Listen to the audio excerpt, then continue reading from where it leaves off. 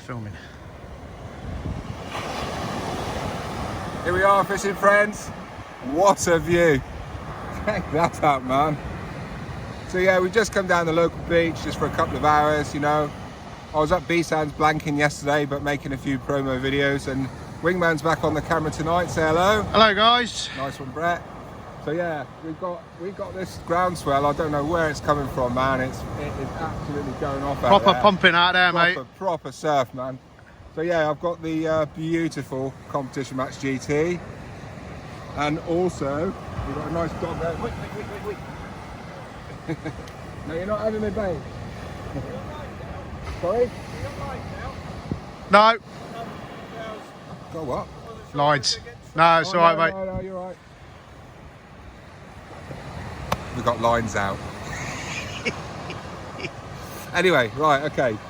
Let's get back into the session. Forget about the dog. So here we are, out with Brett, Competition Match GT.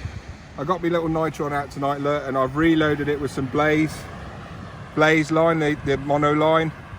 And I have to say that I had this on a Saltis for the whole of the last season, just about, for the beach fishing, like at least 6 months. And it was absolutely lovely. It was as good as any of the premium lines, really silky soft, you know, nice and soft line. And I ripped that off to put Conga line on this reel, and more or less regretted it straight away because it was a bit of a waste, really. But there you go. So yeah, so the Blaze is back on there for the summer, out on the rays and that. So yeah, we've got some lovely weather, and also tonight. So on the big gun tonight, I'm just going simple down here, running ledger, 6-ounce gripper, and a nice little squid bait. Little. So there you go. That's local squid. You know, just stick your length of your hand out, mate. Give them the size of it. There you and go. I've got small hands, by the way. My feet aren't very small, but what are you trying to imply? So there you go. That's a nice local squid there. Look, and I've just bound it up. No cart or anything. You don't need that in this sort of surf. You know, if there's a bass out there, he's going to sniff that out and he's going to have it. Yeah. So I've just got, you know, I'm just going to get the second hook into the back of this squid in a minute, and you know, a little trick for you. Look. And my mate Mr. Larkin taught me this on the Congas a couple of years ago. You see that hook, that nasty hook there, look? Right, well this is a little disguise, right? So, like a little sheath, if you like. So it's a little, all intents and purposes, a little condom for your hooks, right? And that just stops that initial, when he touches that, he won't feel the hook, right? But if he bites, if he actually takes it in his mouth and commits to it, then obviously this little bit of squid tentacle is just going to go away, and that's going to go right in his gob. So now that's disguised and it's nice and soft. All right, so that's top tip today from my mate Mr. Larkin. So yeah, this one's going in the surf, just out there. And on the other rod today, I've got the brand spankers Competition bass rod from Black Rock. Right, so there you go, look at that. Mate, that looks... And I tell you what, it's solid. It's got some weight Sexy. to it. It's not like the VX cart rods or anything like that, or the other bass rod. I mean, it's a 3-piece, man, but this thing, look, it's getting on that. And look, I mean, that is solid, man. And there's some real weight to the rod. Do you know what I mean? Yeah. And it's just lovely, like, you know, the guides and everything. 3-piece, so it's going to fit down. It's going to actually pack down to that sort of size, you know, a 3-piece rod. And that's 11'6", right? The perfect length for a bass rod. And Brett's just going to do the honours here, look. See that? That's a £5 bass right there, my friend. I won't show you the £10 bass, I'll show you that later. All right? So yeah, we're out on the beach, having a bit of fun. I'm going to lob a peeler crab out on this little baby. And yeah, Brett's got his big rods out. We got sandeel on one. Sandeel on one, and I'm going to go put crab on the other, mate. Sandeel on one, crab on the other. So we're good to go. We've got another mate coming up meeting us in a minute, Chris. He's good fun as well. So yeah, right. Hopefully there's a few fish around tonight, because look at that.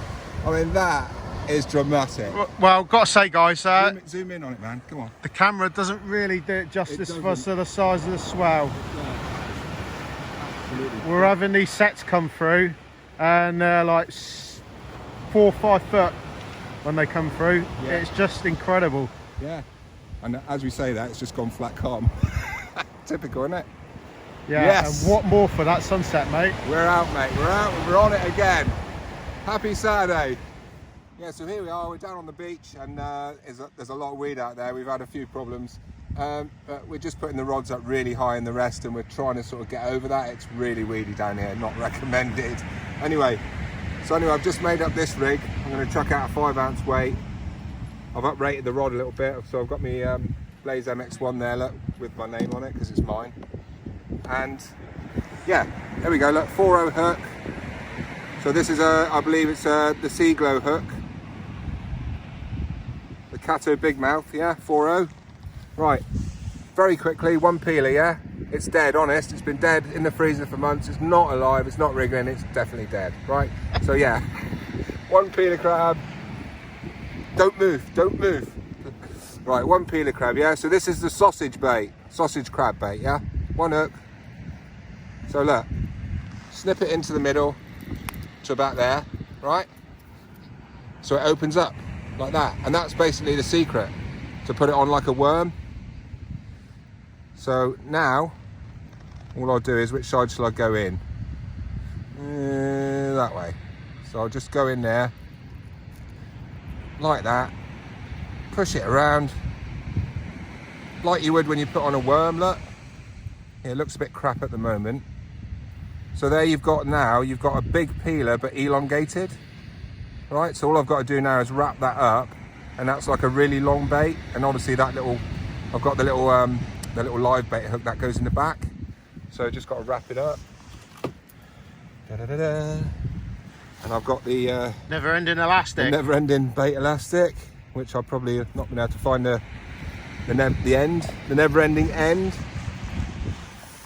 And it's by magic. As if by magic, my glamorous assistant has a spare one. This way. Right, 3, 2, 1. Right, so there we go. Look, so we've got the sausage on the hook, so we're going to have a bait up. So look, and this is really gently. I'm just gathering it at this stage, yeah. So that's like there, and you can see now, look, it's starting to look, and I can pull that along a bit, so to make this a little bit sort of a better shape. Right, and I'm just gathering up that. And now it's starting to look more like a sausage and less like a crab. Here we are, look, I can just pull it down a little bit more to its final place, like that. See, so I'm happy with that. That's a beauty, isn't it? So that's a nice 4.0 wide gape hook. A nice big cock crab. Yeah, and there you go. Excuse me. What? You want to eat it, do you? Mate, with some garlic butter. Yeah, so all I've got to do now is, see I've got the little live bit at the back. I don't even put that in the bait, so I just leave that there. The same with a stinger hook. You don't need to put that in the bait. If you put it in the bait, you're kind of losing the hook, and it's only a small hook. So that is a perfect little rig there, look. A nice big smelly crab bait. Beautiful. So let's just get this out now and get past this weed. And yeah, and also you can look, you can take off you can peel that. I'm going to stick that on before I whack it out. So I'm just going to peel this now and stick it on here. So yeah, job done. See me all right? Yeah. Can you see that? Yeah. What's that worm on the end of your rod? Here we are, end of the night. Just one last tip, as there's not been any fish to show you. Right, instead of using a tip light, I was out with my mate Larkin the other week, and we were mullet fishing in the dark, yeah? And I said, oh, I'm gonna have to put a tip light on because I can't see my tip of my mullet rod. And he said, oh, what about those glowy beads that you've got? Put one of those little ones on. So me being me, I went one step further, and I'll check this out. So, there you go. See it? Of course you can see it. Can you see it?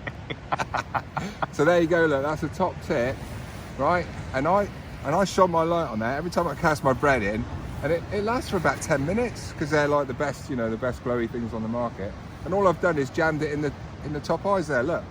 And it doesn't affect anything else. And might I say, if you don't want it in the top eye, Yeah, you can wrap it with bait elastic. Yeah.